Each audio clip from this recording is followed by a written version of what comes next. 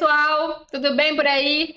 Prontos para darmos sequência ao estudo dos artigos da nossa convenção, quase falei declaração, da nossa Convenção Americana sobre os Direitos Humanos. Nós já vimos até o artigo 25, finalizamos o capítulo 2 da convenção e agora a gente inicia o capítulo 3 a partir do artigo 26. Esse capítulo 6 que só tem um artigo, né? Só o artigo 26 já finaliza este capítulo e parte para o próximo. Então vamos lá, o que que fala o artigo 26 para a gente? Ele diz que os Estados partes comprometem-se em adotar providências tanto no âmbito interno como mediante cooperação internacional, especialmente econômica e técnica, a fim de conseguir progressivamente a plena efetividade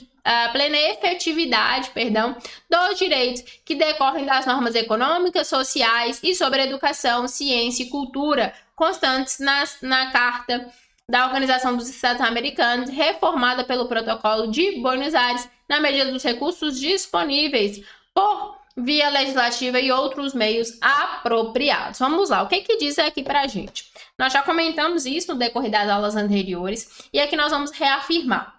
Entendam, o direito, para que ele seja realmente um direito, ele tem que ser efetivado na prática, tem que ter a plena efetividade. Porque se não houver efetividade, é uma mera previsão legal, é um mero pedaço de papel escrito um punhado de palavras, como já disse para vocês anteriormente. Então, o que me adianta vir uma convenção com mais de 80 artigos, dizendo que eu tenho liberdade disso, que eu tenho direito àquilo, que devem ser respeitados tais e tais direitos, se não coloco em prática? O que que adianta só palavras escritas num papel? Isso me faz exercer os meus direitos? Não, o exercício do direito ele acontece na prática, tá? Então, se fala que eu tenho direito à saúde, tem que ter hospital construído, tem que ter profissional gabaritado trabalhando nesses hospitais, tem que ter lá o maquinário, as máquinas necessárias para fazer os exames, para fazer as cirurgias. Então, isso é a prática, isso é a efetivação de direitos. Falar só que tem direito à saúde é muito fácil, você só escreve lá, né, falando todo mundo tem direito à saúde.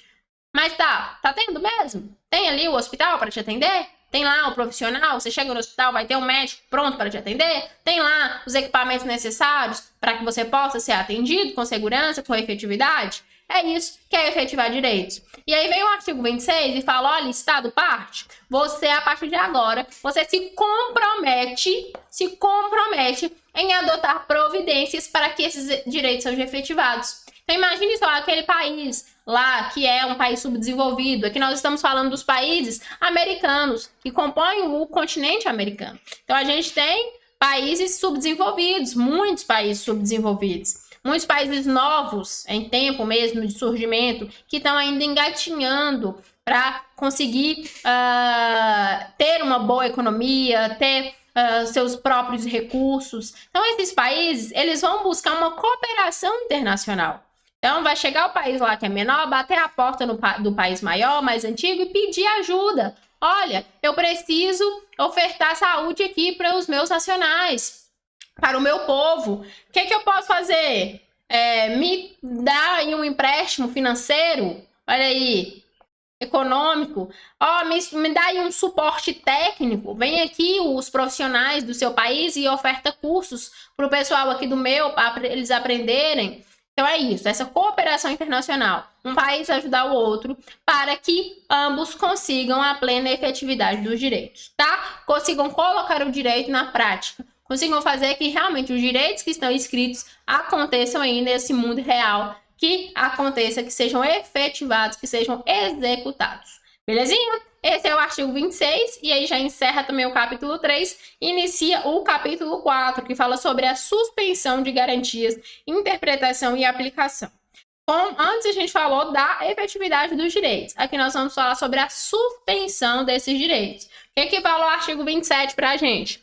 Que em caso de guerra, perigo público ou outra emergência que ameaça a independência ou a segurança do Estado parte, este poderá adotar disposições que, na medida e pelo tempo estritamente limitado às exigências da situação, suspendam as obrigações contraídas em virtude desta convenção.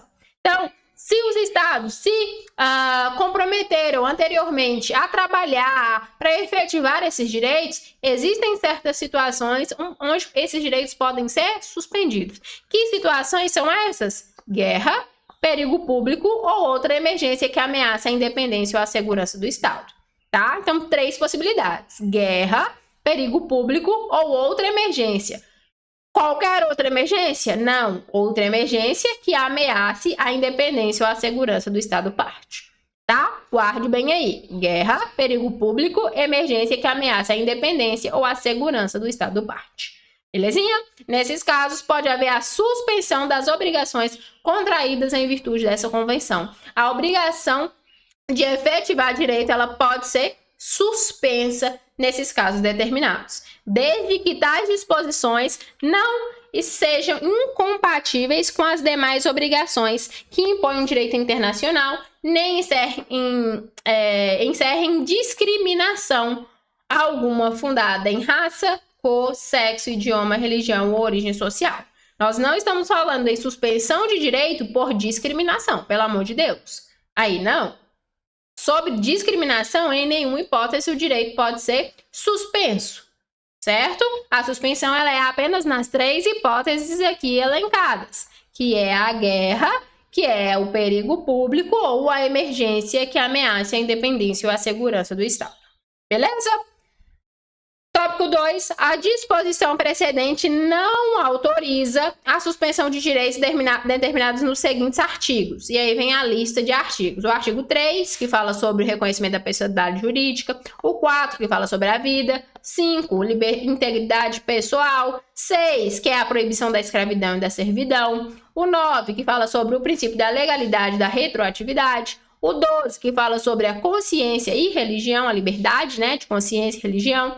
17, proteção da família. 18, direito ao nome.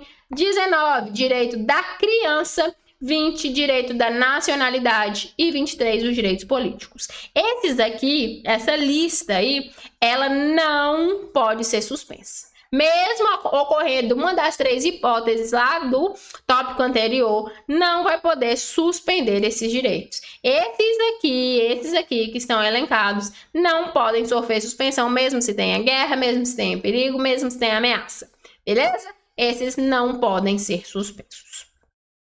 3. Todo Estado parte que fizer uso do direito de suspensão deverá informar imediatamente aos outros estados da presente convenção, por intermédio do secretário-geral da Organização dos Estados Americanos, das disposições cuja aplicação haja suspendido, dos motivos determinantes e da data que haja dada por terminada tal suspensão. Então, imagine só que o Estado parte X, ele vai suspender ali a aplicação dos direitos, está lá fazendo parte de uma guerra ou está num perigo, enfim. Um dos requisitos lá do primeiro tópico, ele quer suspender a aplicação dos direitos. Ele só simplesmente faz e pronto, e acabou? Não. Ele pode fazer uso do direito de suspensão, mas ele deve, um dever, informar os outros estados partes que fazem parte da convenção. Então, todo mundo que faz parte da convenção tem que ser informado. E como que ele vai fazer isso? Informando um por um? Não, ele vai lá e informa o secretário-geral da Organização dos Estados Americanos para que esse secretário-geral passe a informação para todo mundo, beleza? E aí, ele vai informar o motivo, as disposições que aplicou a suspensão, vai explicar a motivação disso, por que ele decidiu suspender, e vai colocar a data para que finalize essa suspensão. Então, tem uma data. Começou dia tal, também tem uma data prevista para que seja terminada tal suspensão. Ela é por um tempo certo, tá? E tudo isso tem que ser informado aqui ao secretário-geral para que ele avise todos os outros estados. Belezinha? Certinho? Podemos ir para o artigo 28, cláusula federal. Observe aí a previsão do artigo 28. Quando se trata de um Estado-parte constituído como Estado federal, o governo nacional do aludido Estado-parte cumprirá todas as disposições da presente convenção relacionadas às matérias sobre as quais exerce a competência legislativa e judicial. No tocante às disposições relativas às matérias que correspondem à competência das entidades componentes da federação, o governo nacional deve tomar imediatamente as medidas pertinentes, em conformidade à sua Constituição e suas leis, a fim de que as autoridades competentes às referidas entidades possam adotar as disposições cabíveis para o cumprimento desta convenção. Vamos entender? Primeiro, quando a gente fala de Estado, quando a gente fala de nação, existem várias nações que se comportam de maneira diferente no que diz respeito à composição daquele Estado-nação. Então, para que haja um Estado-nação, nós temos que ter soberania, nós temos que ter território, nós temos que ter povo.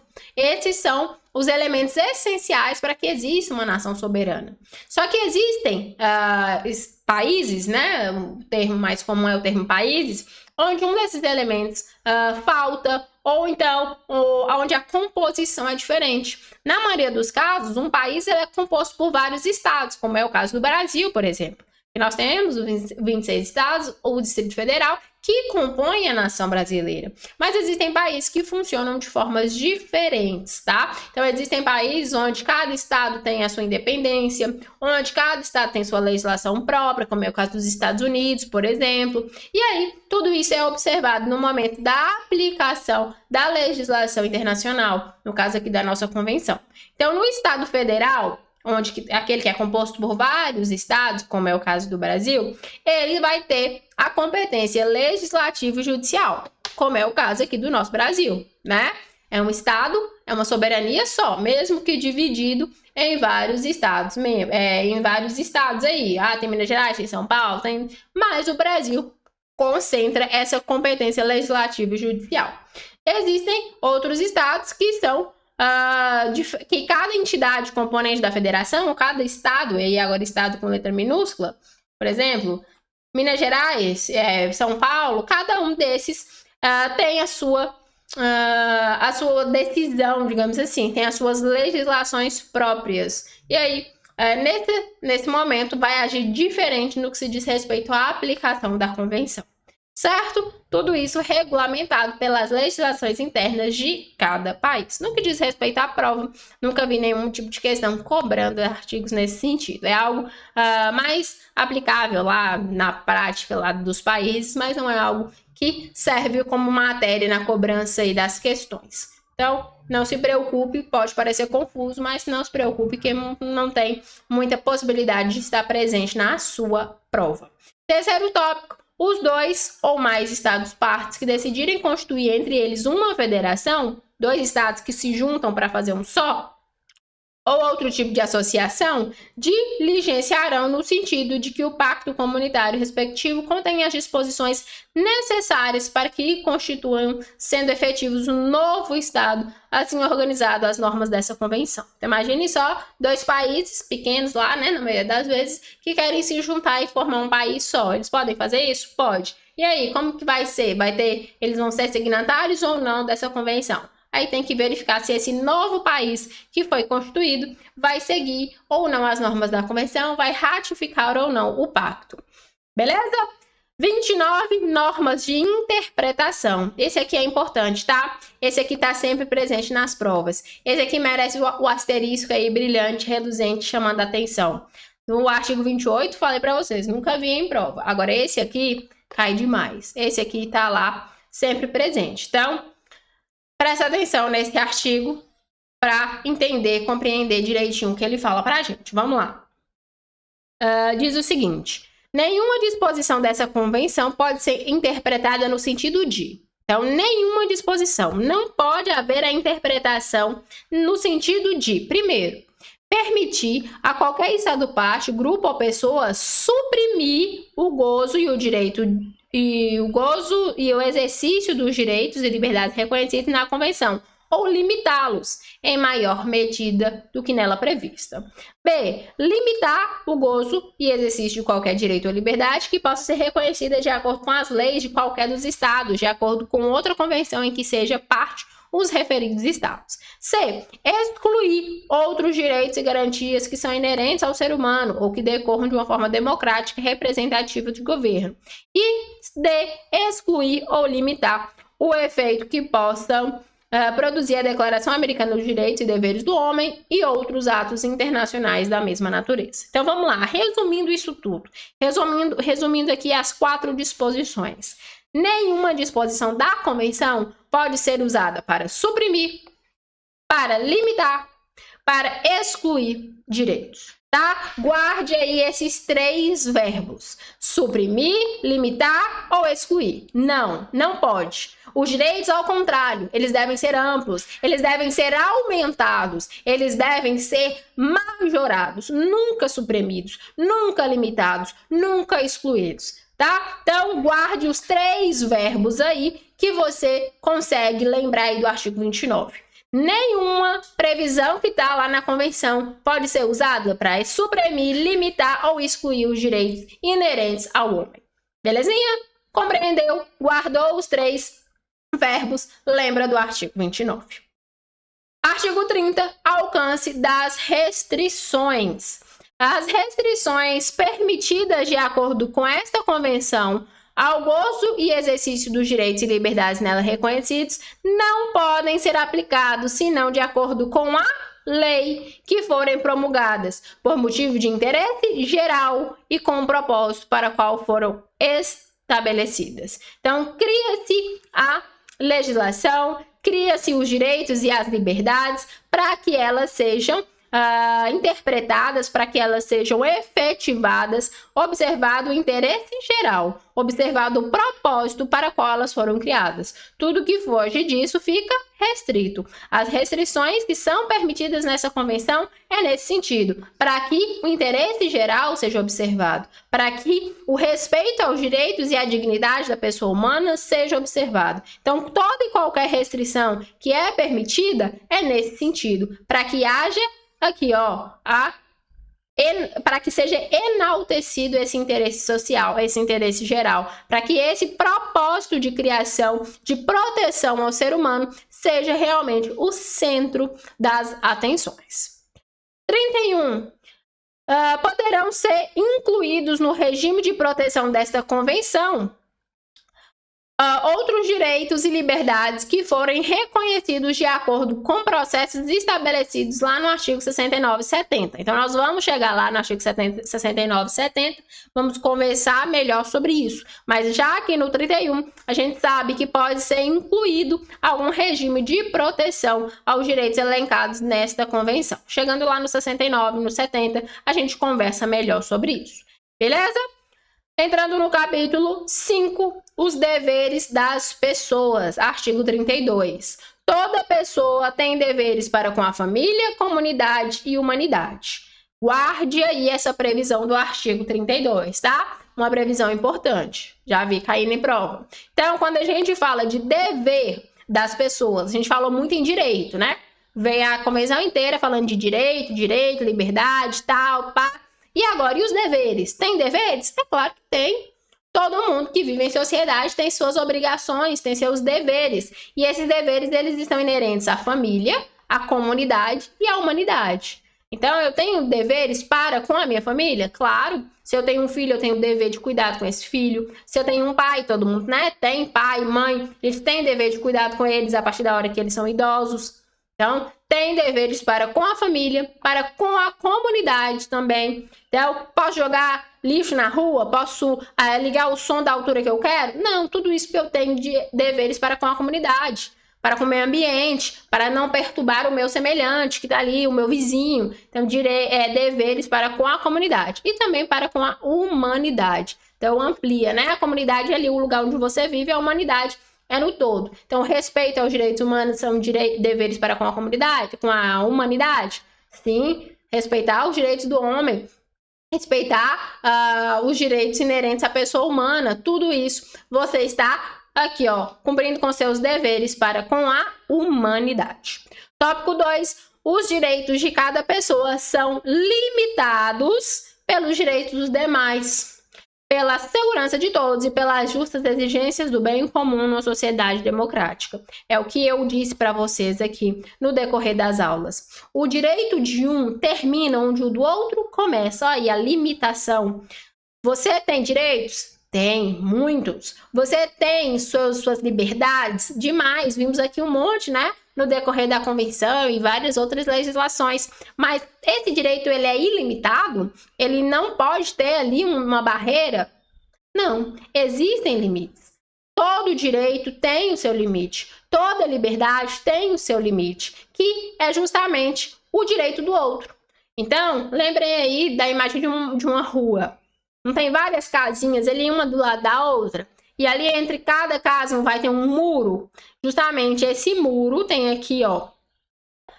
Tem uma casinha, tem outra casinha. No meio aqui vai ter um muro para dividir. Para falar, olha, você é dono aqui da casa 1, seu direito só vai até esse muro, porque a partir dele é direito da casa 2. Tá? Isso aqui é limitação de direitos. Todo direito ele vai ter limitação, ele vai ser limitado pelo direito do próximo. A gente lembra que a gente conversou lá quando a gente falou de liberdade de expressão. Pode falar o que quer? Pode. Ninguém vai tapar sua boca, né? Ainda brinquei com vocês. Mas você também pode ser responsabilizado pelo que você fala, se esta fala atinge de alguma forma o outro, seja ali a sua integridade moral, psíquica. Então vai haver essa limitação, sim. Um direito é limitado pelo direito do outro, pelo direito dos demais. A Convenção fala isso pra gente em vários tópicos, inclusive aqui no artigo 32. Beleza? Então a gente finaliza aqui esta aula. A partir da aula que vem, a gente começa a falar dos nossos 2 órgãos, que são os principais órgãos autônomos dentro do Sistema Interamericano de Direitos Humanos, tá? Esses órgãos são a Corte e a Comissão. Já conversamos, já citamos elas aqui, né? Leis lá do preâmbulo, esses órgãos são citados. E dentro da Convenção vem as previsões sobre esses 2 órgãos. Então, a partir das aulas que vem, a gente conversa sobre eles. Vamos começar pela Comissão e depois dar sequência falando sobre a Corte, para então fechar a legislação. Combinado? Eu te espero na próxima aula.